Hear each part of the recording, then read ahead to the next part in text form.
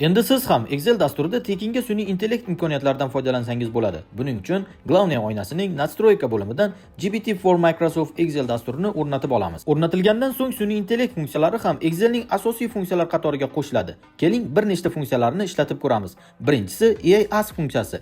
Tenglikdan so'ng AI Ask so'zini yozamiz va prompt yozilgan katakni ko'rsatamiz. Yozilgan savolimizga funksiyamiz avtomat tarzda javob yozadi. Ikkinchi funksiya AI Translate funksiyasi. Berilgan ma'lumotlarni tarjima qilish imkoniyatini beradi. Tenglikdan so'ng AI Translate so'zini yozamiz va tarjima qilishimiz kerak bo'lgan katakni hamda tarjima tilini qo'shtirnoq ichida ko'rsatamiz.